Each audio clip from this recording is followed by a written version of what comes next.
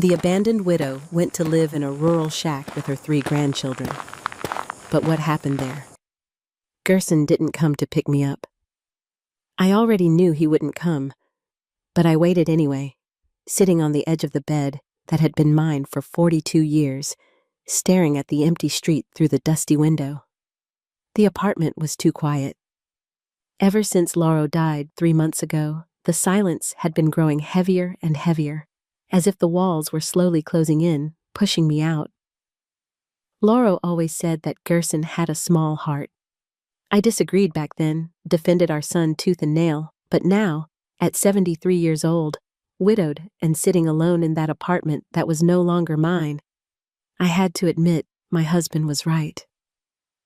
Gerson's heart was small. Too small to fit a widowed mother, too small to feel guilt, too small to look back. The phone rang once the week before. It was him. "Mom, you understand that I can't take you home with me, right? Fernanda's already made that clear. 3 kids in a 2-bedroom apartment, plus you? It won't work. You understand, right?" I understood. I understood that I had become a burden, a problem to be solved. I understood that the 40 years I'd dedicated to raising him, the dinners I'd made, the sleepless nights when he had a fever, the savings I'd spent to pay for his college, all of it had evaporated like water in a pot forgotten on the stove. All that remained was the inconvenience of my existence. "I figured it out, Mom. There's a place, a shack that used to belong to Uncle Mario, you know? Out in the country, near where Grandma used to live. It's simple, but it has a roof, it has water. You'll be fine." Simple. He said simple the way someone describes a quick death. "And the children?" I asked, no emotion in my voice. There was a pause. Too long of a pause. "The kids are going with you. Caio, Pietra, and Artur. Fernanda and I. We need some time. You know how it is. Work stress, bills, that kind of thing. When we get ourselves better organized, we'll come back for them. It's temporary." Temporary? As if life were a train station where you can leave people waiting on the platform while you figure out what to do with them. Now here I was, inside an old bus rattling over every pothole on the dirt road, with 3 children huddled beside me. Caio was 12 and stared out the window without saying a word, his thin face pressed against the dirty glass. Pietra, 10 years old, held my hand tight. Her small, warm fingers intertwined with mine. Artur, the youngest at only 7, had fallen asleep with his head in my lap, his breathing heavy and his mouth slightly open. A scene of pure innocence in the midst of an act of absolute cruelty. What do you think goes through the mind of a grandmother, responsible for 3 children, abandoned in the middle of nowhere? It's a feeling that either breaks us or forces us to fight. Leave your thoughts in the comments about what you would do in this situation. Continuing. They didn't cry when their parents said they had to leave. They too had already learned that crying doesn't change anything. The bus stopped in front of a small store with peeling walls and a patched tin roof. The driver, a middle-aged man in a worn cap, looked at me through the rearview mirror. "This is it, ma'am. The shack is about 2 kilometers from here, up the dirt road. There's no way for the bus to get there." 2 kilometers. With 3 children. With 2 old suitcases that contained everything that was left of our lives. I got off slowly, holding Artur's hand as he woke up confused and frightened. Caio grabbed the suitcases without my asking, and Pietra stayed by my side, squeezing my hand even tighter. The bus drove away in a cloud of red dust, and there we stood, the 4 of us, stopped in the middle of nowhere, under a harsh sun that seemed intent on melting us. "Let's go, children." My voice came out firmer than I expected. "Let's go see our new home." We walked slowly. Kaio carried the suitcases as if they were light, but I could see his shoulders trembling under the weight. Arthur complained about the heat, and Pietra hummed quietly a song I didn't recognize. The road was dry and dusty, lined with thorny bushes and twisted trees. The wind blew hot, carrying the smell of dirt and brush. When I finally caught sight of the shack, my heart nearly stopped. It was worse than I had imagined. The structure was small, made of exposed bricks without plaster, with a red tile roof that was missing tiles in several spots. The door hung crooked on rusted hinges. The windows had no glass, just boards nailed up haphazardly. The yard was an expanse of packed dirt, with weeds growing between rocks and accumulated trash. There was an old mango tree beside the house, its branches dry and leafless. Pietra let go of my hand and stopped humming. "Grandma, are we going to live here?" I swallowed hard. There was no choice. There was no alternative. There was nowhere to go back to. "Yes, sweetheart. We are." I entered the shack with a heavy heart. Inside was even worse. A single large room with walls stained by mold and water damage.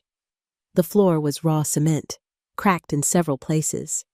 There was an old wood-burning stove in one corner, a broken ceramic sink, and nothing else. Absolutely nothing else. No beds, no table, no chairs. Just emptiness and neglect. Kaio set the suitcases on the floor and looked around, his eyes wide. "Grandma, where are we going to sleep?" I looked at him, at Pietra, at Artur. 3 children who had been torn from their homes, from their routines, from their lives. 3 children looking at me expecting me to have an answer, a solution, a miracle. But I had no miracle. All I had was $58,000 hidden in the hem of my dress. $58,000 that Lauro had saved up over the years, pinching every penny, hiding it from Gerson, protecting it for me. "It's for you, Dalva," he said a week before he died, his voice weak and his eyes closed. "Don't tell anyone, not even Gerson. It's yours, for when you need it." I needed it now, but I couldn't tell the children. Not yet. If Gerson found out I had money, he'd come for it. Not for me, not for the children. Just for the money. "Let's clean up," I said, pulling the shawl off my shoulders. "Let's clean this house, and then we'll see what we can do." Kaio looked at me with an expression that mixed disbelief and admiration. Pietra nodded, serious. Arthur started crying softly. I hugged all 3 of them, there in the middle of that miserable shack, under a leaky roof that let in the sunlight in yellow stripes. "Everything's going to be okay," I lied. "I promise." But as I held those children, as I breathed in the smell of dirt and mildew, as I looked around and saw nothing but poverty, I knew I had to do something. Something big. Something that would change everything. And I had $58,000 hidden in the hem of my dress. That had to be enough. The first night was the hardest. There were no mattresses, so we improvised beds with the few clothes we had in our suitcases, spread out on the cement floor. Kaio insisted on sleeping closest to the door, as if he were protecting us. Pietra stayed by my side, curled up like a frightened cat, and Artur slept with his head on my shoulder, sobbing softly until he fell asleep. I didn't sleep.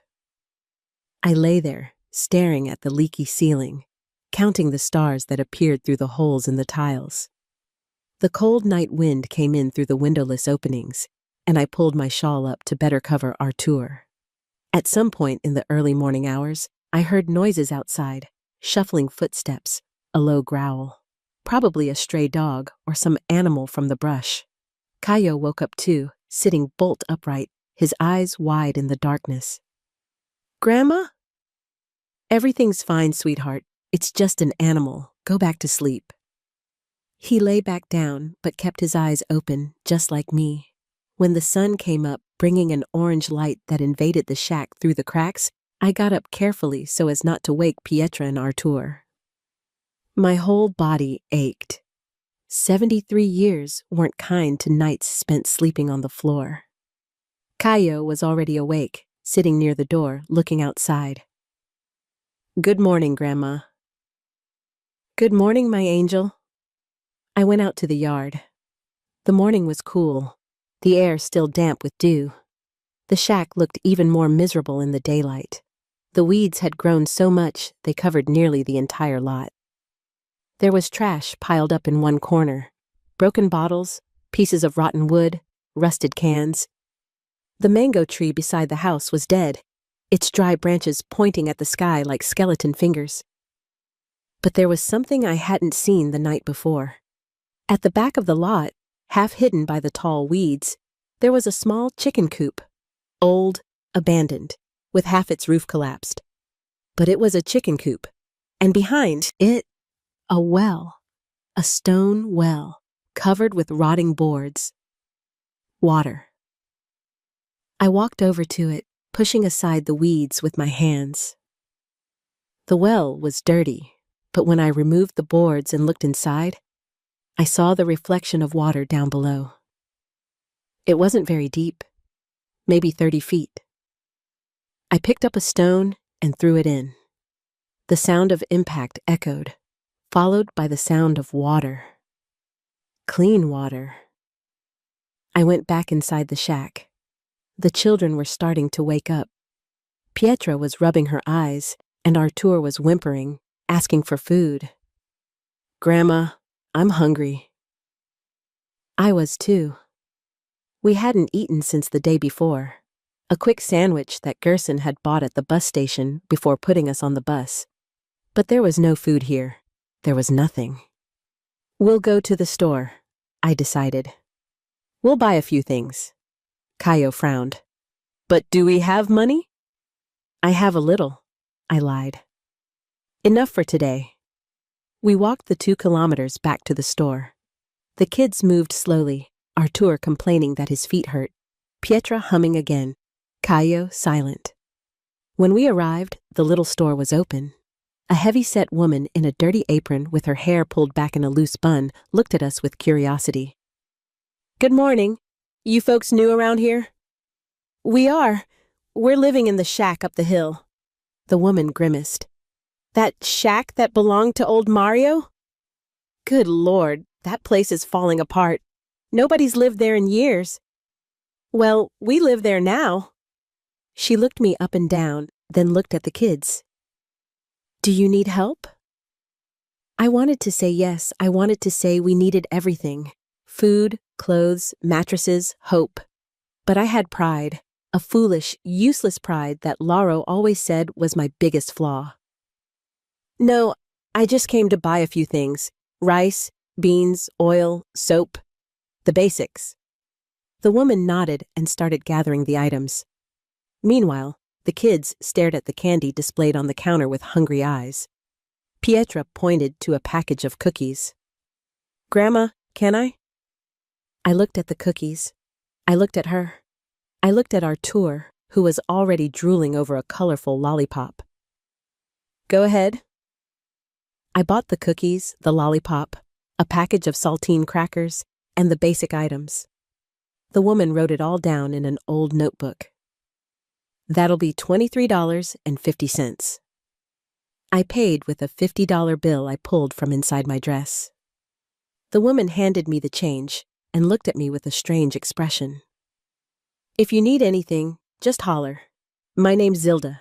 I live here behind the store with my husband. Thank you. We headed back to the shack carrying the groceries. Caio carried the bag of rice, I carried the rest, and Pietra and Artur ate their cookies along the way. When we got there, the sun was already high and the heat was stifling. I spent the day cleaning. I swept the floor, washed the walls with water from the well that Caio hauled up using an old bucket we found in the chicken coop.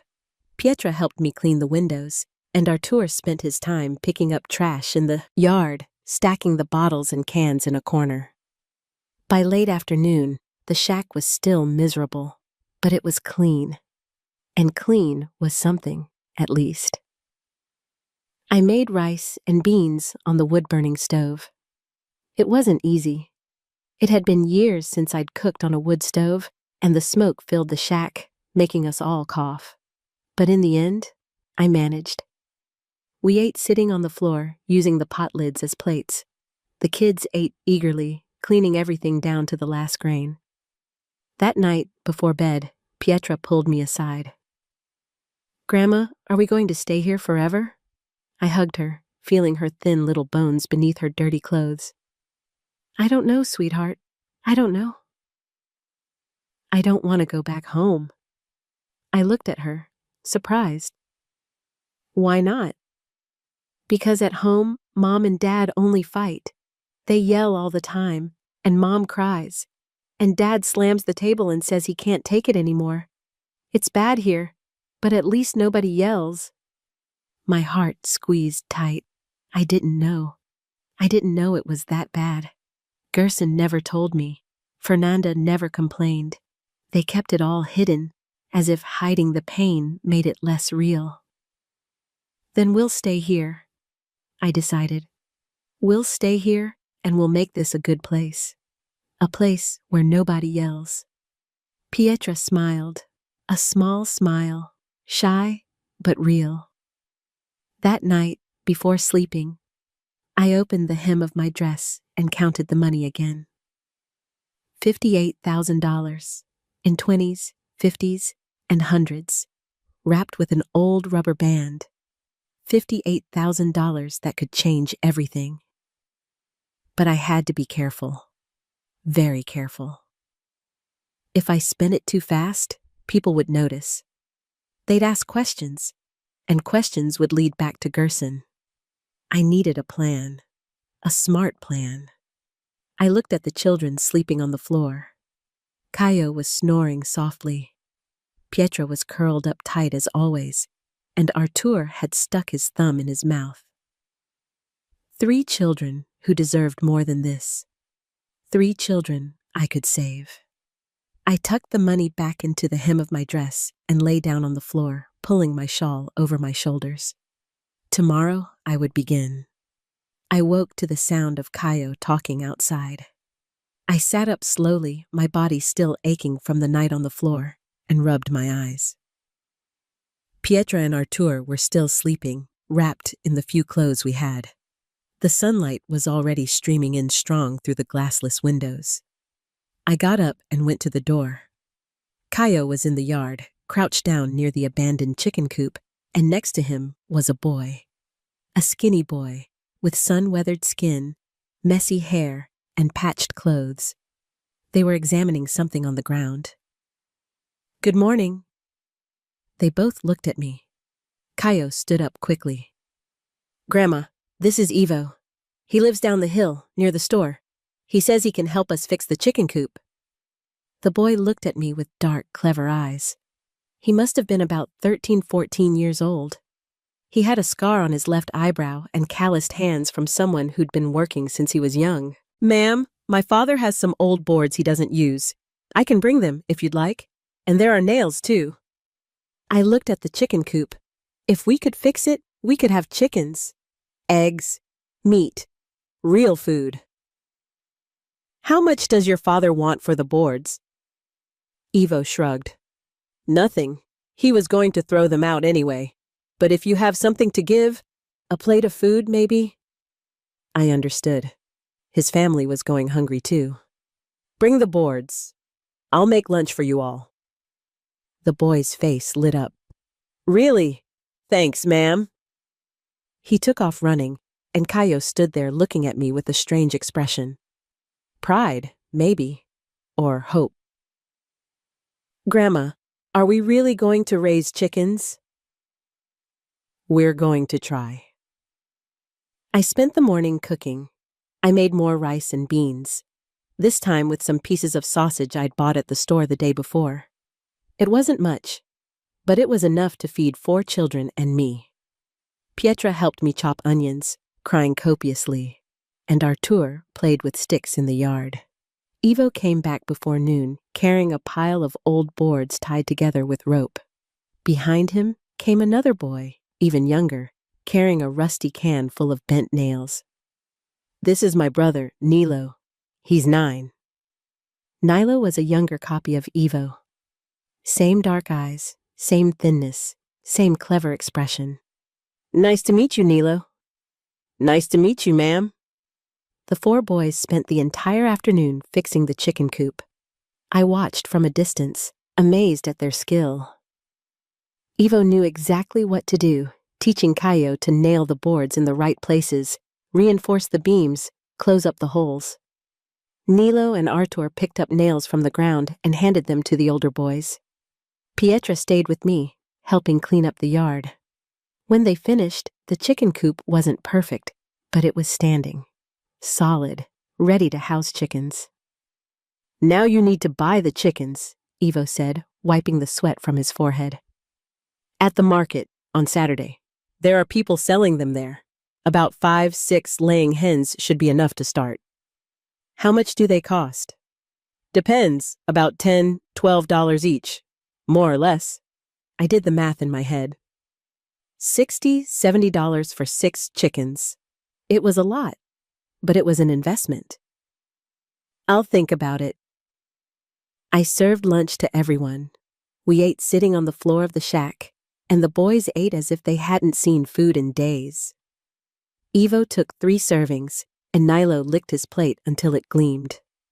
When they finished, they thanked me with a politeness that surprised me. "Thank you for the food, ma'am. It was really good." "You're welcome, sweethearts. You can come back anytime you want to help." Ivo smiled, showing a broken tooth. "We'll be back. Don't worry." After they left, Caio was excited for the first time since we'd arrived. He stood staring at the chicken coop as if it were a palace. "Grandma, do you really think we can buy chickens?" "I do." "What if Grandpa left money? Like an inheritance?" My heart raced. Caio was smart, too smart. "Why are you asking that?" He shrugged. "Because you bought food, and you said you had money, and Dad never gives you money. So I figured maybe Grandpa left something." I could have lied, could have said no, that it was just my own savings, but Caio deserved honesty, at least some of it. "Your grandfather did leave some money, yes. Not much, but enough for us to get by for a while." "But it's a secret, Caio. Our secret. If your father finds out, he'll want to take it." Caio nodded, serious. "I won't tell. I promise." "Good boy." That night, after the children went to sleep, I went outside to the backyard and looked at the stars. The sky was clear, not a single cloud, and the stars shone like diamonds scattered across black velvet. It was beautiful, so beautiful it hurt. Lauro would have loved this sky. Lauro always wanted to live in the country, always said he wanted a quiet place, with land to plant, chickens to raise, silence to hear his own thoughts. But life wouldn't let him. Life kept us trapped in the city, in a small apartment, surrounded by noise and concrete. Now I was here, in the place he always dreamed of, but without him. "I'll take care of them, Lauro," I whispered to the stars. "I'll take care of the children. I promise." The wind blew cold, bringing the smell of grass and damp earth. I pulled the shawl over my shoulders and went back inside.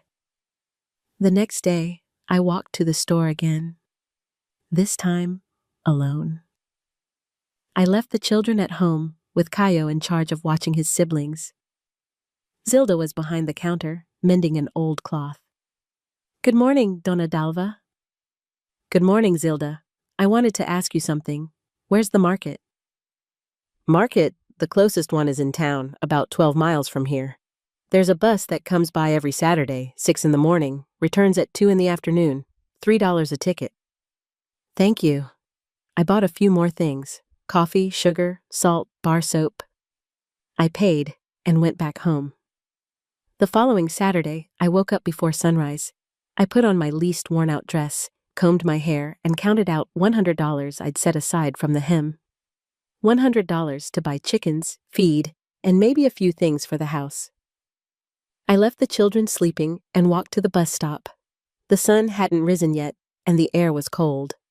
Zilda was there too, with a basket of eggs to sell at the market. Mrs. Dalva, going to the market? I am, going to buy chickens. Oh, how wonderful. You'll see, chickens are great. They lay eggs every day, and when they get old, you can eat them. The bus arrived right on time. We got on and sat together. During the ride, Zilda told me about the town, about the people, about the honest merchants and the con artists. I listened carefully, memorizing the names, the tips, the warnings. The town was small and dusty. A central square with an old church, cobblestone streets, colorful little houses crammed one against another. The market was in the square, makeshift, stalls with tarps and boards selling everything: fruit, vegetables, used clothes, rusty tools, animals. I found the chicken seller in the corner of the square, an old man with a straw hat and yellowed teeth, sitting on a little stool next to cages full of clucking chickens. Good morning. How much for a chicken? $12 each. Layers, good ones, lay eggs every day. What if I take 6? The man scratched his chin. 6? I can do 10 each. 60 total. Deal. I paid, and he tied the chicken's feet with twine, putting them all inside an old wooden crate. I also bought a bag of feed, another $20, and some vegetable seeds that a lady was selling at a stall nearby, $5. When I got back to the bus, carrying the crate of chickens that wouldn't stop clucking, Zilda looked at me in amazement. Wow, Donna Dalva? You don't waste any time. Life's too short to waste time. The kids were thrilled when they saw me arrive with the chickens. Artur jumped for joy. Pietra clapped her hands, and even Caio, always so serious, broke into a wide smile. Grandma, you really brought them. I did. Now you're going to have to take care of them. Give them water, feed them, clean the coop. We will. We'll take care of everything. We let the chickens loose inside the coop. They scratched at the ground, clucked loudly, and within minutes, they already looked right at home. I stood there watching, feeling something strange growing inside my chest. Hope. For the first time in months, I felt hope. Why? Because Dad said it was temporary, that when they got things sorted out, they'd come get us. And you want to go back? She shook her head emphatically. No, I like it here. It's good here. I pulled her close and hugged her. Then we're not going back. We're staying here. I promise. But what about Dad? Your father isn't coming to get you. He doesn't want you there. And you know what? That's a good thing. Because here you have everything you need. She was quiet for a moment, then asked softly, We have you, right, Grandma? You do. You always will. That night, after everyone had gone to sleep, I went out to the yard and looked at everything we had built. The chicken coop, the garden, the well with clean water, the shack that now looked almost like a real house. I looked up at the starry sky and felt something warm growing in my chest. Pride. I was 73 years old, living in a shack in the middle of nowhere, with 3 children who weren't my responsibility, but whom I had chosen as my own. And against all odds, it was working. We were surviving. More than that, we were living. And I still had $57,618 hidden in the hem of my dress. More than enough to ensure the children would have a future. But the future could wait. For now, the present was enough. For now, we were happy. The first serious problem showed up on a morning of thick fog. I woke up to Kayo shaking me by the shoulder, his eyes wide with panic. "Grandma! Grandma! Wake up! The chickens!" I jumped out of bed, my heart racing. I ran to the backyard, still in my nightgown, barefoot on the cold ground. The chicken coop door was open, torn off its hinges. Inside, only scattered feathers and bloodstains in the dirt. All 6 chickens were gone. Pietra started to cry. Artur grabbed my leg, trembling. Kayo stood frozen, his hands clenched into fists, staring at the destroyed coop with an expression of fury I'd never seen in him before. "Was it a dog?" he asked, his voice shaking. I crouched down to examine the marks. Large paw prints, deep claw marks in the dirt. It wasn't a dog. It was something bigger. A fox, maybe, or a coati. "Can we get them back?" I looked at him, at those eyes full of desperate hope, and shook my head. "No, sweetheart, they're gone." Pietra's crying grew louder. I hugged her and Artur, feeling my own heart tighten. Those chickens weren't just animals. They were food. They were security. They were proof that we could survive. And now, they were gone. Ivo showed up an hour later, bringing his father. Sebastião examined the chicken coop with a grim expression. "It was a coati for sure. I can tell by the marks. Probably a whole family. Once they figure out there's easy food, they come back every night until they wipe out everything." "What should I do?" "You need to reinforce the coop. Thicker boards, stronger lock. And there's no point in just buying new chickens without doing this, because they'll kill them again." I looked at the destroyed chicken coop. To fix it properly, I'd need materials. Good lumber, nails, new hinges, maybe even wire mesh. And that would cost money. Money that I had, but couldn't spend without drawing attention.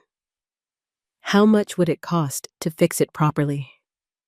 Sebastião scratched his beard. "About $50–60 in materials. Maybe more." $50 or $60. It wasn't much, considering what I had hidden away. But it was enough to make Zilda and other people start asking where the money came from. "I don't have that right now," I lied. Sebastião nodded, understanding. "You can save up little by little. And in the meantime, if you want, you can use our chicken coop. We've got plenty of space." "But I don't have any chickens left." "You can buy them gradually, one at a time, as you get the money together."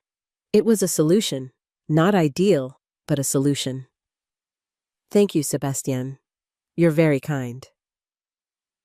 "We help each other out, Dona Dalva. That's how things work around here." I spent the following days devastated. It wasn't just the loss of the chickens, it was the feeling of failure. I had promised the children that everything would work out, that we'd be safe, that we'd have food. And at the first real difficulty, I had failed. Kayo noticed my state and came to talk to me one afternoon while I was mechanically weeding the garden. "Grandma, it wasn't your fault." "It was. I should have locked it." "Better. I should have anticipated it." "You couldn't have known." I looked at him. At 12 years old, Kayo sometimes seemed 40. There was a maturity in him that shouldn't exist yet. "I promised I'd take care of you all." "And you are taking care of us. We have food. We have a home. We have you. It's more than we had before." His words hit me like a punch to the gut. More than they had before, which meant that before, at Gerson and Fernanda's house, they didn't have enough. They didn't have security. They didn't have peace. We're going to buy new chickens, I decided. And we're going to fix the coop. Properly this time. Kaio's eyes lit up. Really?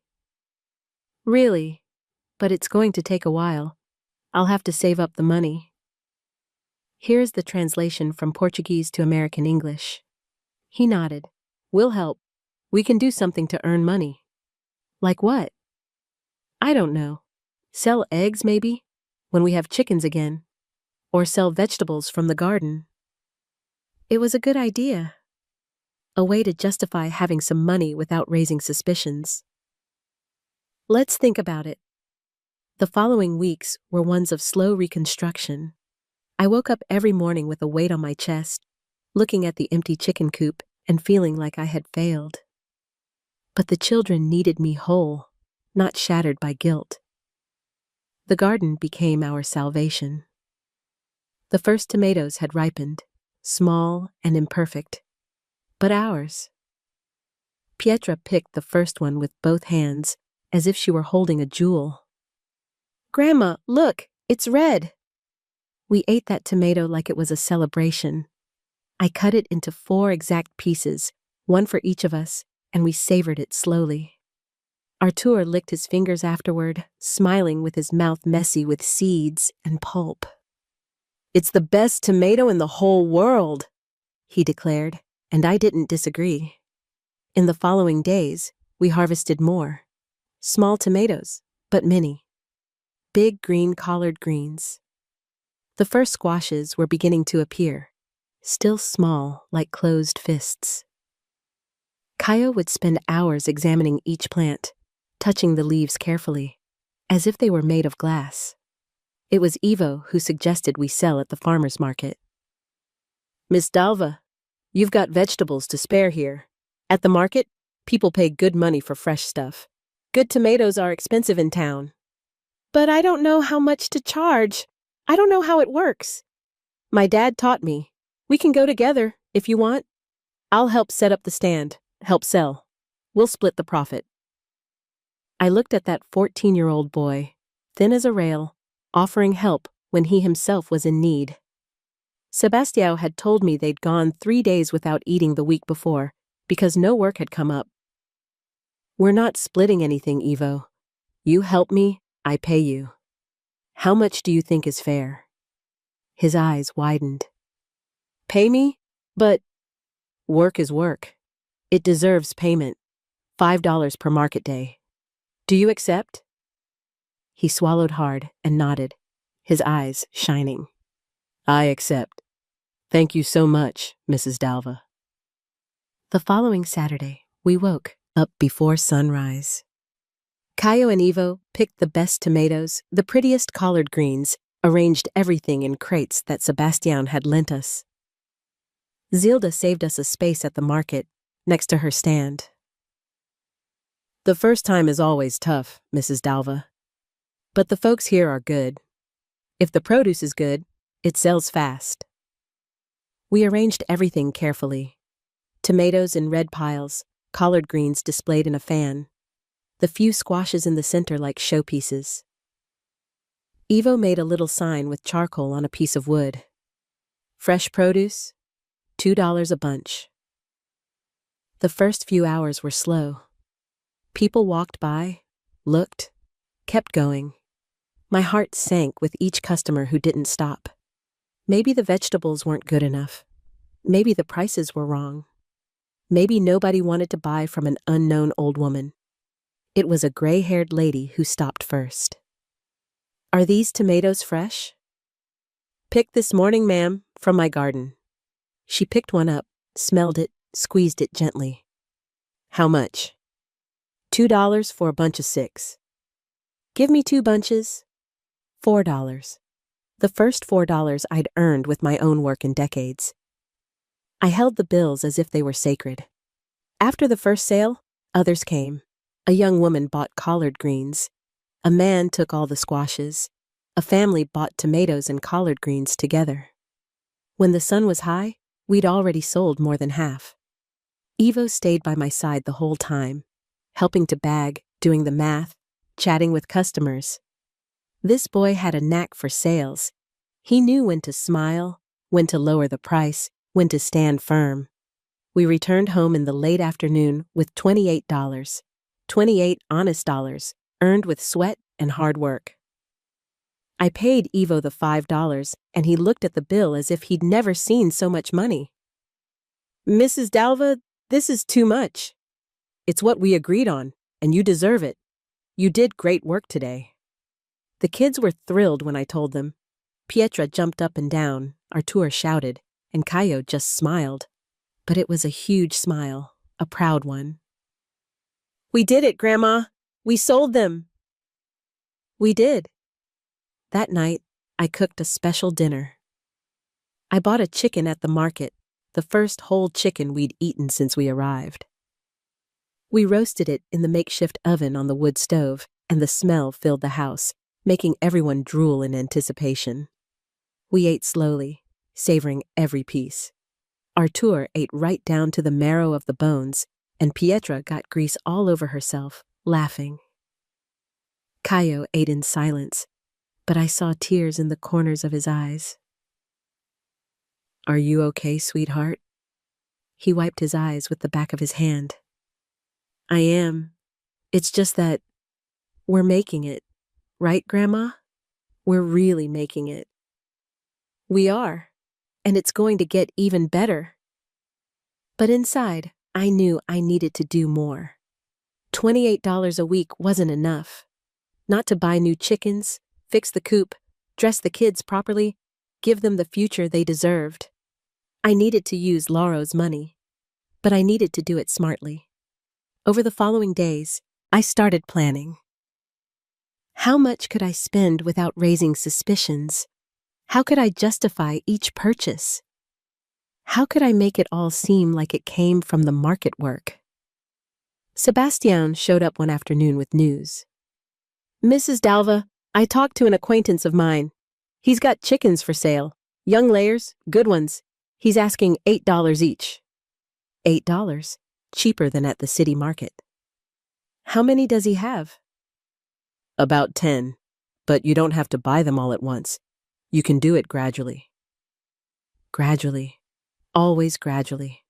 But I was tired of doing everything gradually. I was tired of hiding, of pretending, of being afraid. "I want all 10. Sebastian looked at me, surprised. "All of them? But that's $80, Donna Dalva. Do you have it?" "I do. From sales at the market. I've been saving for weeks." It wasn't true, but it needed to be the story. "But the chicken coop, it's not reinforced yet." "I'll pay you to reinforce it. How much do you need for materials?" He scratched his head, thoughtful. "Properly reinforced, with wire mesh, a strong lock, about $40 in materials. I can do the labor for free." "No, I'm going to pay you. How much do you charge per day of work?" "Donna Dalva, I don't need to." "How much?" He sighed. $10 a day, but it'll take about 3 days of work.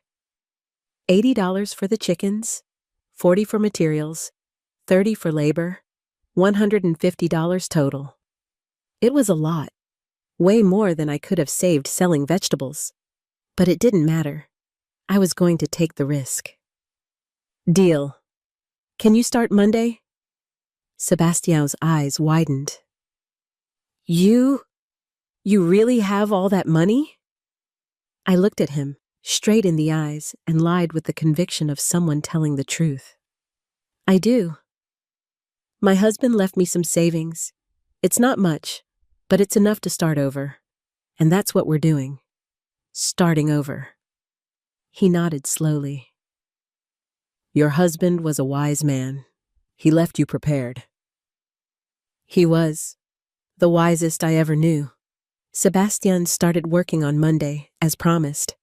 He brought new boards, thick and sturdy, fine mesh wire screen, strong nails, hinges that wouldn't rust, an iron lock that looked capable of holding back a bear.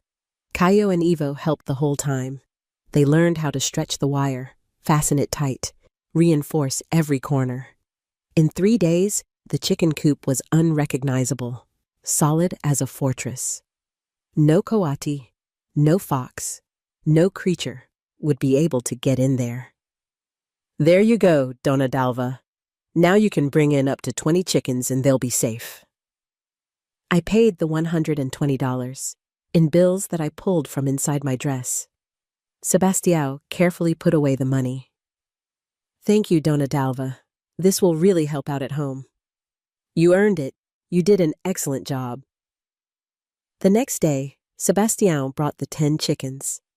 Young laying hens, healthy, with shiny feathers and bright eyes. We released them into the reinforced coop, and they immediately started scratching around, exploring their new territory. The kids were ecstatic. It was as if we had recovered something we had lost. It was as if we were whole again. That night, I sat on the doorstep and mentally tallied up how much I'd spent. $150 in 1 week. It was a lot, much more than I should have. But I looked at the coop full of life, at the children smiling, at the green garden, and I knew it had been worth it. I still had $57,850 hidden away. It was more than enough. And now, with the chickens laying eggs and the garden producing, we could actually justify some money coming in. It was a risk, but it was a calculated risk. And for the first time in weeks, I slept peacefully. The following months were the most peaceful since we'd arrived. The house was solid and warm. The garden produced more than we could eat, so I started selling the surplus at the farmer's market. Tomatoes, collard greens, squash, all from a makeshift stand that Sebastião helped me set up. I didn't make much, $10 or $15 a week, but it was honest money, money I could show without fear. The chickens, now 10 in number, laid eggs every day. There were so many that, besides the ones we kept, we managed to sell a good quantity at the market. I learned to make cornmeal cake that Pietra loved, and cornbread that Artur ate while still hot, burning his mouth and laughing. Caio grew. At 13, he was almost my height, with broadening shoulders and a deepening voice. He spent his days helping Sebastião with odd jobs when they came up, earning a few dollars here and there. He'd always bring me the money, proud as could be, and I'd pretend I needed it, tucking the bills away with the rest. Pietra discovered she liked to draw. She'd use charcoal from the firewood to make drawings on smooth stones she found in the yard. Chickens, flowers, the house, Artur playing. They were simple drawings, but beautiful. Zilda saw one day and was charmed, offering to buy it for $2. Pietra turned red with pride, and Artur was pure joy. He'd run around all day chasing the chickens, climb the trees, play in the vegetable garden, come home covered in dirt and happy. He was so different from the frightened child who'd arrived months ago that sometimes I had trouble believing it. But peace never lasts forever. It was Zilda who told me on a Saturday morning at the market while I was arranging my tomatoes at the stall. Mrs. Dalva, word came. Your son is coming. My blood ran cold. What do you mean, coming? Gerson. He stopped by the store yesterday, asking about you. Said he was coming to get the children. The world spun. I grabbed the edge of the stall to keep from falling. Did he say when? Said he'd be back today, that he was bringing his wife. Gerson. Coming to get the children. After 6 months of complete silence, without a phone call, without a letter, without a single sign that he remembered he had kids, now he'd decided to show up. I headed home practically running, leaving Zilda looking after the stall. When I arrived, the children were in the yard. Caio was watering the garden. Pietra was drawing in the shade. Artur was chasing a chicken. Children, Come here. They heard my voice and came running, their faces worried. Grandma? What's wrong? I took a deep breath. Your father is coming, today, to get you. The silence was absolute. Even the chickens stopped clucking. Pietra was the first to react. She grabbed my arm, her nails digging into my skin. No, I don't want to go. I don't want to. Artur started crying. Caio turned very pale. Do we have to go? He's your father, Caio. Legally, you belong to him. But we don't want to go. Pietra was shouting now, tears streaming down her face. We want to stay here, with you. I hugged all three of them, feeling my own heart shattering. I know, my loves. I know. Gerson arrived at noon, driving an old pickup truck that rattled along the dirt road. Fernanda was beside him, her face thin and tired. They pulled up in front of the house and got out slowly. I was waiting at the door. The children were behind me, Pietra gripping my hand so tightly it hurt. Mom? Gerson greeted me without warmth. You doing okay? I am. How about you two? We're doing better. We managed to get things sorted out. I came to pick up the kids. I looked at him, at the son I'd raised, at the man he'd become. I saw no remorse in his eyes, no guilt, just convenience. The children are fine right here. They're my daughters, Mom. They're coming back home. They're home now. He took a step forward, irritated. Don't make this difficult. I came to get them. I'm taking them. Get their things ready. That's when Caio stepped out from behind me and positioned himself between us. I'm not going. Gerson looked at him, surprised. What do you mean, you're not going? I'm not going back. Pietra and Artur aren't going either. We're staying here. You don't have a choice, Caio. You're a minor. I'm your father. You're nothing. Caio's voice was cold, controlled, but filled with a rage I'd never heard before. You threw us away. You brought us here and forgot about us. 6 months. 6 months without calling, without asking if we were alive, if we had food, if we had clothes to wear. And now you show up and want to take us back? For what? So you can feel less guilty? Gerson turned red. I was going through financial difficulties. You don't understand how hard it is to support 3 kids. No. Caio took a step forward. You weren't going through difficulties. You were lazy. Too lazy to be a father. And Grandma did what you couldn't. She fed us. She clothed us. She gave us a home. She gave us love. So no, I'm not going with you. And if you try to take me by force, I'll run away. Every time you bring me back, I'll run away again, until you give up. The silence that followed was heavy as lead. Fernanda started crying softly. Gerson looked at his son, then at me, then at the house. I watched his eyes scan the plastered walls, the glass windows, the green vegetable garden, the repaired chicken coop. You fixed all this? I did. With what money? And there it was, the question I knew would come. With the money your father left me, inheritance, it's none of your business. How much did he leave? It's none of your business, I repeated more firmly. I'm your son. I have a right to know. You don't have a right to anything.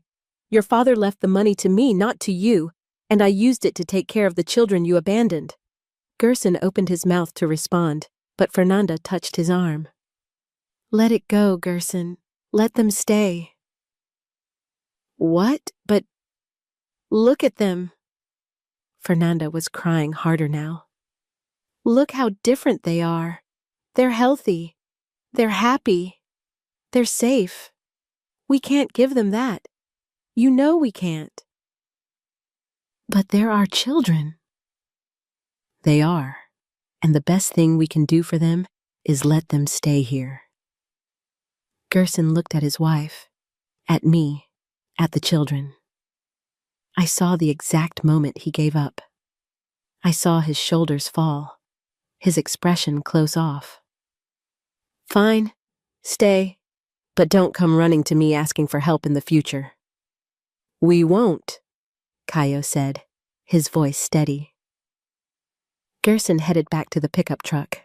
Fernanda hesitated, looked at the children with red eyes, then ran after him. They got in the vehicle and drove off in a cloud of dust. We stood there, the four of us, watching the pickup disappear down the road. When we couldn't even see the dust anymore, Pietra let go of my hand and wrapped her arms around my waist, sobbing. "We get to stay? Are we really staying?" "Yes, my love, forever." That night, the children slept deeply, emotionally exhausted. I stayed awake, lying on my mattress, staring at the ceiling. Gerson wouldn't be coming back. I knew that. He had made his choice, and that choice didn't include his own children. It was sad. It was wrong. But it was also a relief, because now the children were officially mine. Not by law, but by choice. Mine and theirs. I touched the hem of my dress, feeling the bulk of the money hidden there. $57,268. Enough to give those children a decent life. Enough for education, for clothes, for food, for everything they needed. And best of all, now I didn't have to hide anymore. The first change, however, didn't come from the money. It came from charcoal. Pietra, now 11 years old, was sitting on the doorstep, drawing on her smooth stones as she always did. But that day, she seemed frustrated. She looked at the garden, at the red tomatoes and the green collards, and then looked at the piece of black charcoal in her hand. "What's wrong, sweetie?" I asked, sitting down beside her. "The chickens are brown, Grandma." She gestured with her chin. "And the charcoal is black. Our tomatoes are red. The charcoal is black. The sky today is so blue, and the charcoal is black." She sighed, a heavy sigh for such a small body. I wanted colors. That hit me deep. Color. That's what was missing from our lives. We had survived on the basics, the black and white, the beans and rice. But now, free from Gerson's threat, the children craved vibrancy. They deserved it.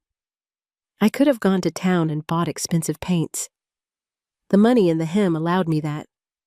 But Lauro didn't save that money for easy luxuries. He saved it to build a life. And a life is built with roots, with what the earth provides. I remembered my own grandmother from my distant childhood. "You know, Pietra," I said, "when I was a little girl, your great-grandmother taught me how to make paints. From the earth." She looked at me, eyes wide. "Paint from dirt?" "Yes. Let's take a walk." I led her down the road, past the general store, to the little stream that ran about half a mile from there. Where the water had carved away the bank during flood seasons, the earth exposed its layers. "Look here," I pointed. "This is clay, red as brick. And there? That lighter clay, almost yellow." We spent the afternoon collecting. We carried handfuls of the red earth, the yellow, and even some of that light gray clay. We returned home, and in the kitchen, I showed her the secret. We crushed the dry earth until it became a fine powder. Then I separated some yolks from the fresh eggs laid by our chickens, those chickens that were our fortress. The secret is the yolk, I explained. It's the glue. It's what they call tempera. We mixed the earth powder with the egg yolk and a drop of water. Magic happened before our eyes. Suddenly, we had a deep earth red, a vibrant ochre yellow, and a soft gray. Pietra's eyes filled with tears. She picked up a makeshift brush, made from chicken feathers tied to a twig, and touched the red paint to a stone. A tomato was born. She spent the following weeks in a creative frenzy. She painted every smooth stone she found. The chicken coop, the house, the sun, Artur's smiling face. She wasn't drawing anymore. She was painting. Zilda came by one afternoon for coffee and saw the stones drying in the sun on the windowsill. "Good Lord, Dalva!" She picked up a stone that had a drawing of one of our chickens with the exact colors of the earth. "Who made this?" "Pietra," I said, my chest swelling with pride. "Girl, this is more than pretty. This is special." Zilda looked at me, her eyes shining with an idea. "You know, I have a friend in town. She has a little craft shop. Folks from out of town love this kind of thing, country art. They pay good money for it. Can I take a couple, just to show them?" Pietra, who was listening to everything from the kitchen, turned as red as her painted tomatoes. That was the first time I thought about money not just as survival, but as a future. Pietra's talent was a seed, and Lauro's money could be the water to make it grow. "Of course you can, Zilda. I'm said. Take the best ones." The following months brought other changes, real ones this time, driven by the security that money gave us. The first major purchase was education. The little school in the settlement was good for the basics, but Caio needed more. At 14, he was too smart to be stuck with basic literacy lessons. He needed challenges, opportunities. I spoke with the retired teacher, Mrs. Mertes, one afternoon. "Mrs. Mertes, Caio needs to keep studying, but there's no education here beyond the basics." She nodded, seriously. "That's true. Most children stop studying at 10, 11 years old. They go work with their parents. That's the reality here." "But what if there was a way? What if I paid for private lessons?" Her eyes lit up. "You would do that?" "I would. I don't have much, but I have enough. How much would you charge to give Caio lessons 3 times a week? Math, Portuguese, science, whatever he needs to take the equivalency exam someday." She thought for a moment. $15 a month, 1 hour per lesson, 3 times a week. I can use my old books, prepare materials. Deal. When I told Caio, he couldn't believe it. "Private lessons? Seriously, Grandma?" "Seriously. You're too smart to stop studying. One day you'll take the equivalency exam, you'll finish high school, maybe even college. But you need to keep learning." He hugged me so hard he almost knocked me over. "Thank you, Grandma. Thank you so much."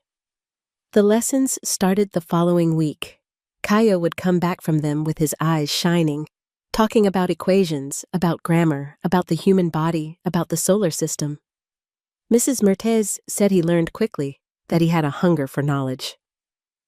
"This boy is going places, Mrs. Dalva. You can count on it." The second change was in the house. With the money from the market sales, which was now real, consistent around $30 to $40 a week, I could justify small improvements. A bigger table, because the old one barely fit all of us. Real chairs with backs. A cabinet to store dishes. New pots, without holes. Augusto came back a few times, always with small jobs. He built shelves on the wall. Made a better door for the room he'd created for me. Installed a gutter on the roof to collect rainwater. You're really fixing up this house nicely, Mrs. Dalva. We are, little by little. Pietra continued painting stones, but now she also started painting on old cloths I'd buy at the market. Flowers, landscapes, portraits of the chickens. Zilda sold everything in town, and each month brought back more money. Mrs. Dalva, the lady at the shop, is asking for more paintings, says people are inquiring about them. Pietra's got real talent. Pietra would blush with pride every time she received the money. She kept it all in a glass jar, counting and recounting the bills. Grandma, when I save up $100, I'm going to buy real paints, with colors, not just charcoal. You will, sweetheart, and you'll paint even more beautiful things. Artur was growing like a weed.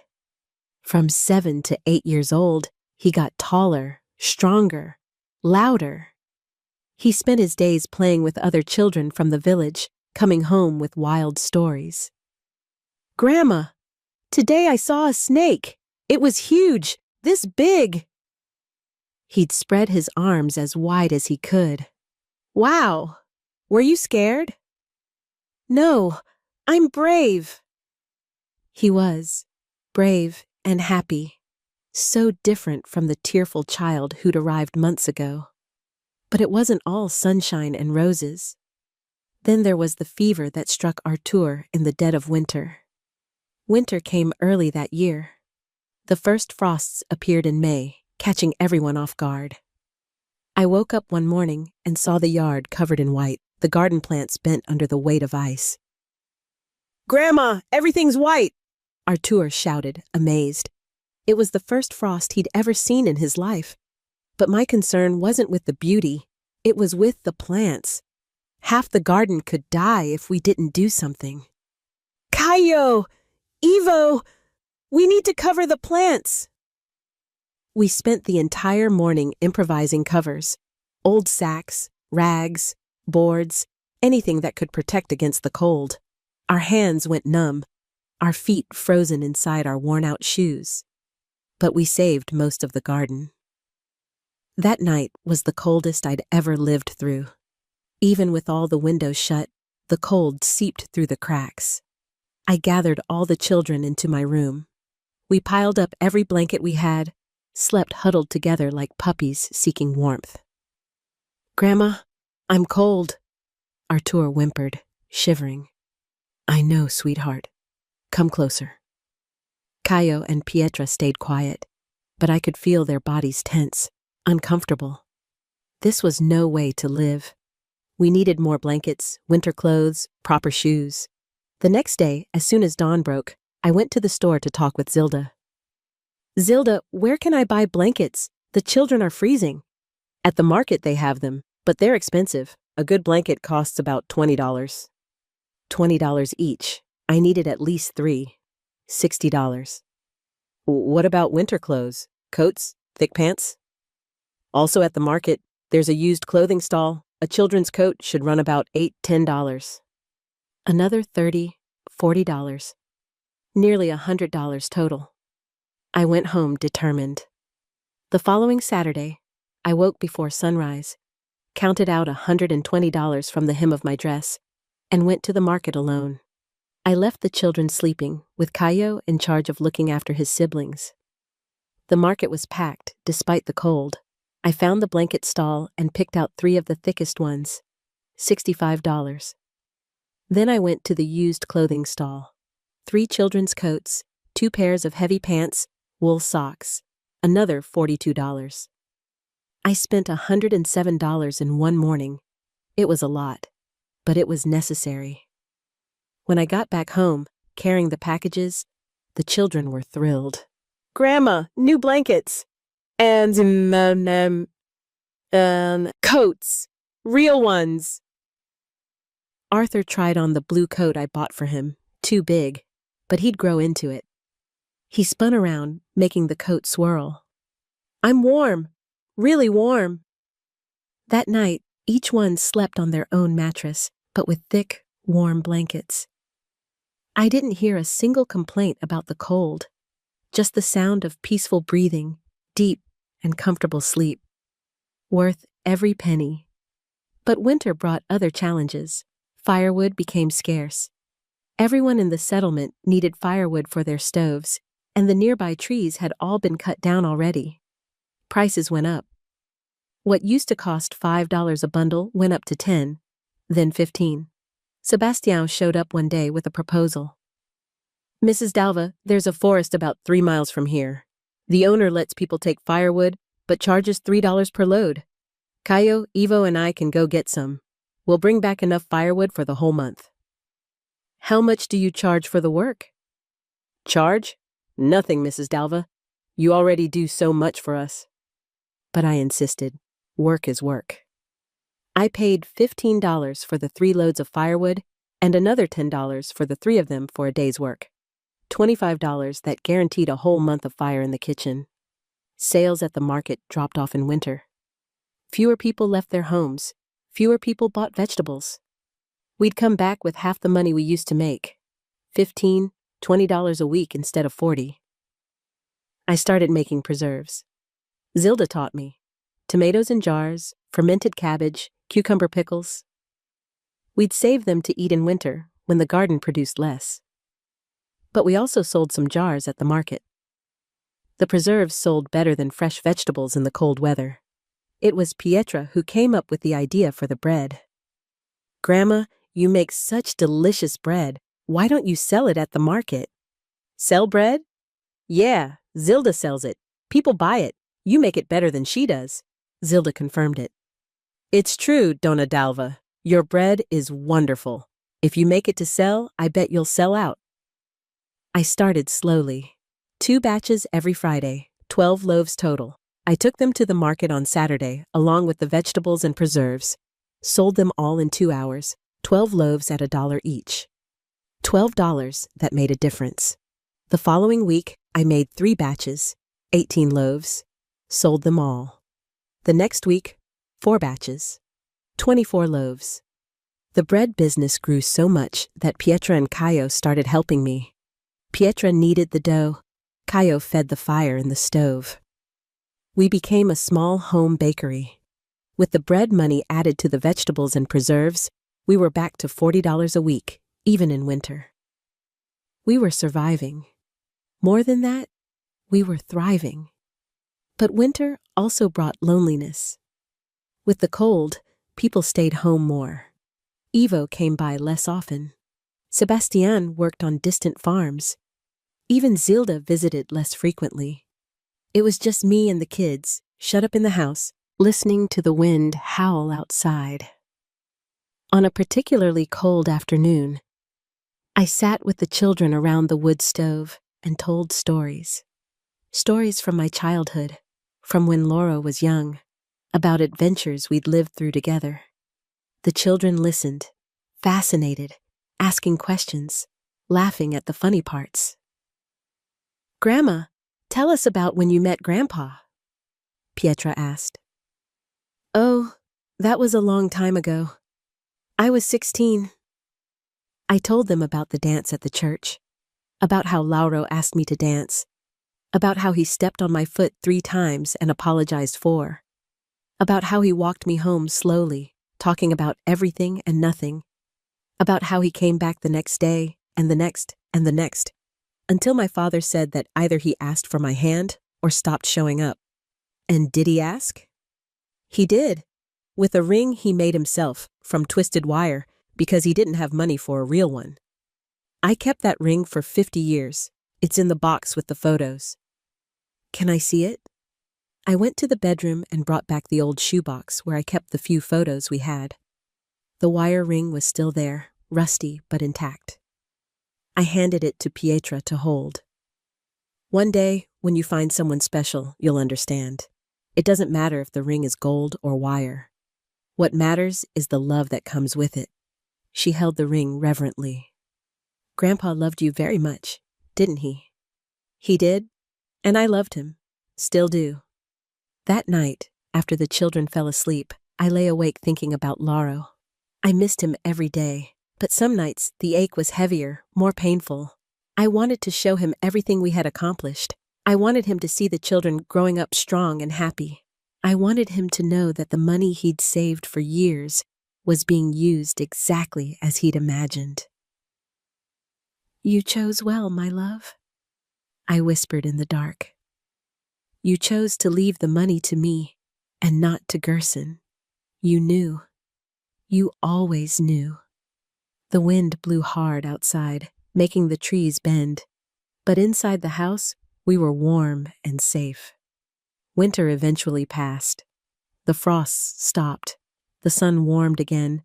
The garden came back to life with renewed strength. But those cold months taught me something important. No matter how much money I had hidden away, what really kept us alive was work, unity, love.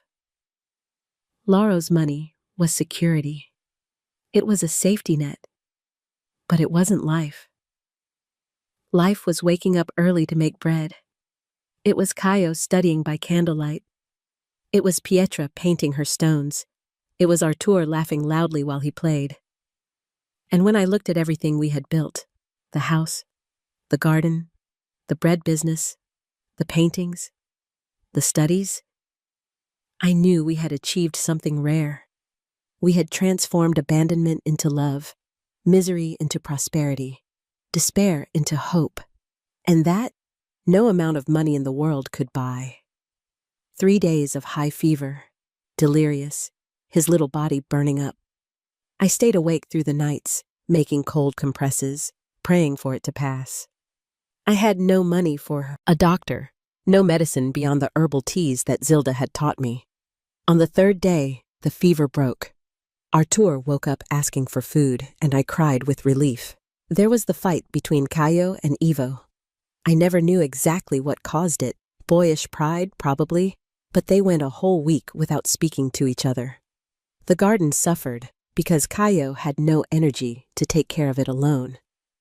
I ended up having to intervene, forcing the two of them to sit down at the table. "You two are friends. Friends fight, but they work things out. Now talk. What happened?" It was nonsense, just as I'd imagined. Caio said something about Ivo being lazy. Ivo said something about Caio being bossy. I talked to them both, made them apologize, and the next day they were back in the garden as if nothing had happened. There was the week when the rain was so heavy that it flooded half the yard. Water got into the house, soaked the mattresses, ruined the bag of rice. We spent days cleaning, drying, salvaging what we could. But the house held up. The roof that Augusto had fixed didn't let in a single drop. And there was the night I woke up to noise in the chicken coop. My heart raced. Not again. Not the chickens again. I got up slowly, grabbed a broomstick I kept near the bed, and went outside. The moon was full, lighting up the yard like daylight. I saw the shadow near the chicken coop, trying to force the latch. It wasn't an animal. It was a person. "Get out of here!" I shouted, running with the stick raised. The figure turned around, startled. It was a young man, thin and dirty, with torn clothes. He looked at me with eyes wide with fear and hunger. "Sorry, ma'am. Sorry, I'm just hungry." I stopped, out of breath, still holding the handle. "Trying to steal my chickens? I wasn't gonna hurt them. I was just gonna grab some eggs to eat. I haven't eaten anything in 3 days." Caio appeared behind me, also armed with a piece of wood. "Grandma?" I looked at the young man. He must have been about 17, 18 years old. He was skin and bones. His ribs showed through his torn shirt. The sunken eyes of someone who knows real hunger. I lowered the handle. "Get out of here." "Sorry, ma'am. Really sorry. I'll go." "Wait." I turned to Caio. "Bring some rice and beans. What's left from dinner?" Caio hesitated. "Grandma, he was trying to steal." "He was, but he didn't. Bring the food." The young man looked at me like he couldn't believe it. "Ma'am? You're going to give me food?" "I am, but don't ever come back here trying to steal. If you need food, knock on the door and ask. Understood? He nodded frantically, tears streaming down his dirty face. Understood. Thank you. Thank you so much. Kaio brought a plate of rice and beans, still warm. The young man ate with his hands, desperate, swallowing without chewing properly. When he finished, he wiped his mouth with the back of his hand. Thank you, ma'am. You're a very good person. Go on now. And remember, never try to steal again. Ask. He nodded and disappeared into the darkness. Kaio stood next to me, still holding the stick. Grandma, why did you give him food? Because he was hungry, Kaio. And people who are truly hungry do desperate things. I understand that. You understand that. We've been hungry before. But what if he comes back? If he comes back hungry, I'll feed him again. But I don't think he'll come back trying to steal. We went back inside. I locked the door, checked the windows. But I couldn't sleep. I kept thinking about that young man, about the hunger in his eyes, the desperation. I had $57,000 hidden away. He had nothing. No food, no home, no hope. Life was unfair like that, and all I could do was give them a plate of food when possible. It was little, but it was something. In the following months, life settled into a comfortable routine. Farmers market on Saturdays, Kaio's tutoring sessions 3 times a week, Pietra's painting selling well, Artur growing and learning. The chickens laid eggs every day. The garden produced abundantly. The house was solid and warm. We were, finally, a real family. And when I looked at the children, at their smiles, at their security, at their happiness, I knew that every penny spent, every risk taken, every lie told, had been worth it. Because in the end, what mattered wasn't the money. It was the love. A year later, I barely recognized our lives. The house was no longer a shack. Augusto came back several times, always hired by me, always paid with money I no longer needed to hide. He built a separate bedroom for me, small but cozy. He expanded the chicken coop, which now housed 15 hens and a noisy rooster that woke up the entire world before sunrise. He fixed the backyard fence, installed a hand pump at the well to make drawing water easier. The garden tripled in size. Kaio and Ivo had become experts, planting not just vegetables but also corn, cassava, even some papaya trees that were growing crooked but promising. We sold the surplus at the market every week, and the money, though modest, was steady. The chickens gave us more eggs than we could eat or sell. I learned to preserve them, storing eggs in lime to last for months. Zilda taught me how to make homemade soap with the fat left over when we slaughtered an old hen.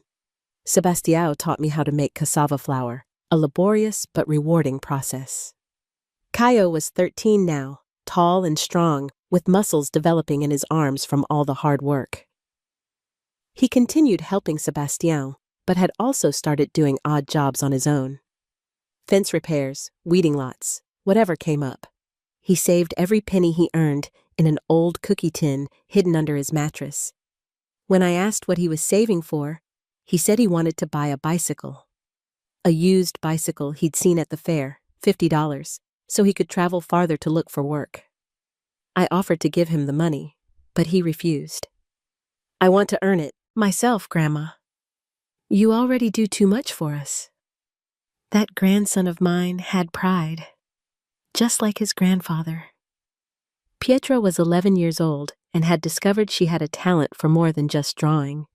Zilda, impressed with the designs on the stones, took some to a friend in town who owned a little craft shop. The woman bought 3 stones for $10 each. Pietra almost fainted with happiness. Now she spent hours every day painting stones, and every week Zilda would take some to sell. The money wasn't much, but it was hers, earned with her own talent. And Artur was 8 years old and was the happiest child I'd ever known. He ran barefoot through the yard, climbed trees like a monkey, swam in the creek we'd discovered about half a mile away, came home with frogs in his pockets and smiles on his face. He'd started going to the little school in the settlement, 2 hours every morning with a retired teacher who taught the children in the area. He was learning to read, and every night he made me read him stories before bed. I was 74 years old. My hair was completely white now, and my hands ached on cold mornings, arthritis settling into my fingers. But I was happy, happier than I'd been in decades. The money in the hem of the dress had dwindled, but not by much. I still had about $54,000. I used it carefully, always justifying the larger expenses as savings from my late husband Lauro, and the smaller expenses were covered by selling eggs and vegetables. Nobody questioned it. Nobody asked. Except for one person. It was Sebastian who came to talk to me one afternoon while I was picking tomatoes in the garden. "Donna Dalva, can I speak with you about something?" "Of course, Sebastian, you always can." He took off his hat, turned it nervously in his hands.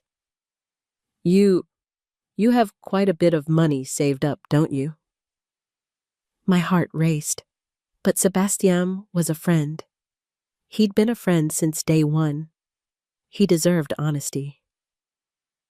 "I have some. Why?" "I don't mean any harm. I'm not one to meddle in other people's business. But have you thought about keeping it in a bank? Money at home can be dangerous. If someone finds out, if they break in here." He was right. I knew he was. But banks asked questions. Banks wanted documents, wanted to know where the money came from, wanted to complicate everything. "I know it's risky, Sebastian, but I prefer it this way." He nodded, putting his hat back on. "All right. I just wanted you to know that we're keeping an eye out. Me, Zilda, the folks around here. If any strangers show up sniffing around, we'll let you know." "Thank you. And another thing, Donna Dalva. You've done more for those children than their own family ever did. That doesn't go unnoticed. When you need help, any kind of help, just say the word." I held his calloused hand between mine. "You've already helped us more than you can imagine. Just by being here, by being good neighbors, by accepting us. That's everything." He squeezed my hand back and left without saying another word. But I knew he meant it. The community had adopted us. We were part of it now. 2 weeks later, I received a letter. The mailman, who came by once a week, delivered the crumpled envelope with my name written in shaky handwriting. I recognized the handwriting immediately. It was from Gerson. I opened it with trembling fingers. It was short. "Mom, Fernanda died. Cancer. It was quick. I'm alone now. No money, nothing. I need help. Can you lend me something? I promise I'll pay you back. Gerson." I stared at those words. Fernanda dead. Gerson alone and penniless, asking for help. After abandoning his own children, after disappearing for a year, now he was asking for help. I picked up the letter, walked over to the wood stove, and threw it in the fire. I watched it burn, the words twisting and turning to ash. I didn't reply. I didn't send money. I didn't do anything. Gerson made his choice. Now he'd have to live with the consequences. The following months were peaceful. The children were growing. The house was thriving. Life went on. Caio finally bought his bicycle, and the pride he felt was so huge it seemed capable of lighting up the world. Pietra sold 20 painted rocks at an exhibition in town and came home with $200 in her pocket, in disbelief. Artur learned to swim properly and spent his afternoons at the creek with other kids from the village. And me? I'd sit on the doorstep every afternoon when the sun began to set and look at everything we'd built. The solid white house, the green and lush vegetable garden, the chicken coop full of life, the children laughing and running around the yard. One day, Pietra came to sit beside me. "Grandma, are you happy?" "I am, sweetheart. Very much so." "Even living here? In this place that was so bad in the beginning?" I looked at her, at those intelligent and curious eyes.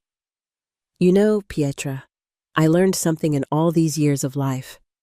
It's not the place that makes us happy. It's who's with us in that place. I could be in a palace made of gold, and I wouldn't be happy if I were alone. And I can be in a shack in the middle of nowhere and be the happiest person in the world, because the three of you are here with me." She rested her head on my shoulder. "I'm happy too, Grandma. Very happy." Then everything's just right. That night, after the children fell asleep, I took the money from the hem of my dress for the last time. I counted it, $54,300. Still a fortune. Enough to ensure the children could study, could have opportunities, could be whatever they wanted to be. But I realized something. Money wasn't the most important thing. The most important thing was what we had built together. The house, the garden, the life, the love. That was something no one could take from us. I put the money away. Not in the hem of my dress, but in a metal box and bought at the market, buried beneath my bed. Safer that way. I lay down and closed my eyes. Laura would have been proud. Proud of how I used the money he had saved so carefully. Proud of the children we raised. Proud of the life we built. "Thank you, my love," I whispered in the darkness. "Thank you for preparing me for this. Thank you for knowing I'd be strong enough."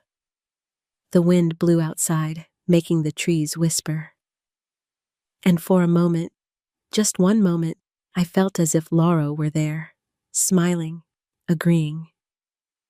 I slept peacefully, and I dreamed of better days to come, because they would always come, as long as we had each other. 2 years after that night, sitting on the same doorstep, I was 76 years old and had a story to tell. Caio was 15 and had passed the equivalency exam. He traveled to the big city, spent 2 days taking tests, came back pale with nerves. When the results came out 3 weeks later, he came running down the road, waving the paper. "I passed!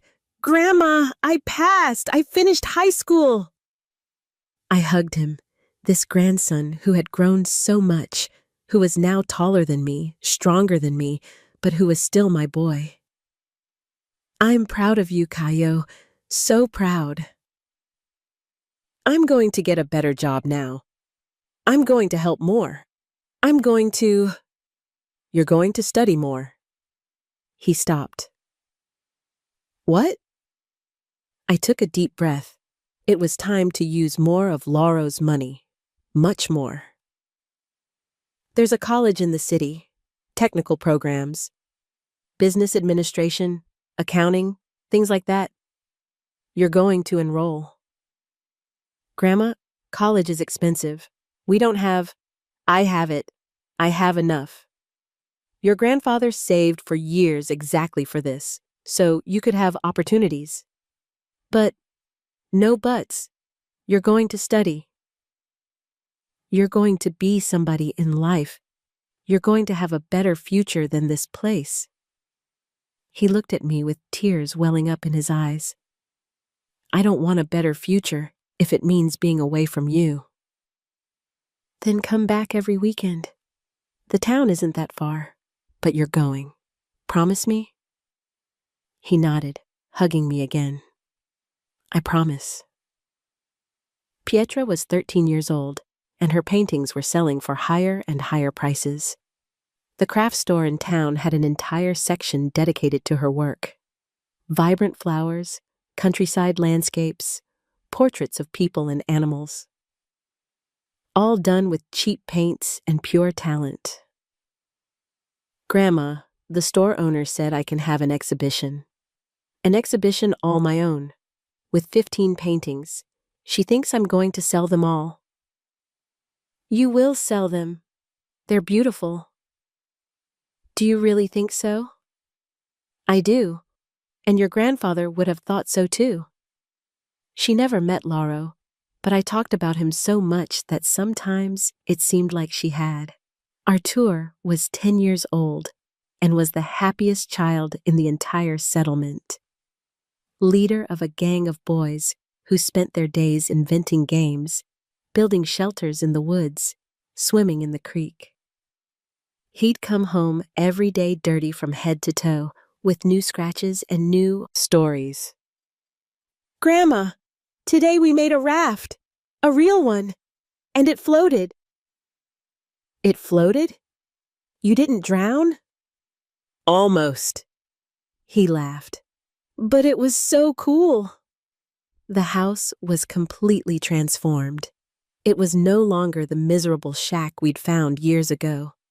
It was a real house, with 3 bedrooms, a separate kitchen, a living room with an old but comfortable couch. Augusto came back every time I asked, always making improvements. He said he'd never seen a house change so much. Dona Dalva, when you arrived here, I didn't give you 3 months. I thought you'd either starve or give up. But just look at this. You've turned this place into a home. The chicken coop now had 30 hens and 2 roosters. We sold eggs at the market every week. A good part of the family's income came from there. The vegetable garden had expanded so much it took up half the property, producing vegetables year-round. Sebastião used to say that our land was blessed. It's the well water, Dona Dalva. It's got good minerals in it. And your hard work, of course. You all work like busy bees. Eva was 18 now, working in the city during the week, but coming back every weekend to help with the garden. He and Caio were still inseparable, planning their futures together, dreaming about businesses they could open, land they could buy. One day, we're going to have a farm, Grandma. A big one. With 100 chickens, cattle, crops of everything. You'll see. I'll see it, and I'll be there, sitting on the porch, watching you 2 work. Zilda became my best friend. She'd come over for coffee every week, and we'd talk about everything. She was the one who told me about Gerson. Dona Dalva, words come that your son is in bad shape. Sick, it seems, living in a cheap boarding house in the city. My heart tightened. He was still my son, despite everything. Did he ask for help? No. Actually, when someone asked if he didn't have any family, he said he didn't. Said he was alone in the world. Alone in the world. With a living mother and 3 healthy children, he chose to be alone. If he needs anything, let me know. I won't let him die, but I'm not going to chase after him either. You're too good, Dona Dalva. I'm not. I'm just a mother. And a mother doesn't let her child die, even when the child doesn't deserve it. But Gerson never asked, and I never offered. Some chasms are too wide to cross. Lauro's money dwindled over the years, but there was still over $40,000 left. I used it wisely now, investing in education, in lasting improvements, in security. No one questioned it anymore. The inheritance story was established, accepted. And life, finally, was good. One afternoon, Pietra came to sit with me in the doorway, like she used to do when she was little. Grandma, do you think Mom and Dad think about us? It was the first time in years she'd mentioned her parents. I don't know, sweetheart. Maybe. Do you think they regret it? I looked at her, at this granddaughter who had grown so much, who was now almost a young woman. I don't know, but you know what I do know? That their regret doesn't matter. What matters is that you're happy, that Caio is happy, that Artur is happy, and that I, old as I am the happiest person in the world." She rested her head on my shoulder. "I'm happy too, Grandma. Very happy." "Then everything's just right." We sat there, watching the sun set, painting the sky orange and pink. The chickens were settling in for the night. Caio and Ivo were fixing the back fence. Artur was playing with the mutts we'd adopted. It was a simple life. We didn't have much, but we had everything. That night, after everyone had gone to sleep, I pulled out the metal box from under the bed and counted the money one last time. $42,300. More than enough to secure the children's future. College for Caio. Professional art supplies for Pietra. A good education for Artur. I wrote a note and placed it inside the box. "For Caio, Pietra, and Artur, this money is yours. Your grandfather Lauro saved his entire life so you could have a better future. Use it wisely. Study. Grow. Be happy. And always remember, it's not money that makes a family. It's love. With all my love, Grandma Dalva." I buried the box again, but now they knew where it was. When I was no longer here, they would have security. I lay down and closed my eyes. Lauro would have been proud. Proud of everything we built. Proud of the children we saved. Proud of the life we created from nothing. And I, old and tired but happy, slept in peace. Because in the end, it didn't matter that we started in a miserable shack. It didn't matter that we were abandoned. It didn't matter that the world said we wouldn't make it. We did. And that was all that mattered. Dalva's story proves that true value isn't found in the money we save, but in the lives we choose to nurture. She turned abandonment into opportunity and misery into a home. If you also believe in the power of resilience and that love builds what cruelty destroys, leave your like so this message can reach more.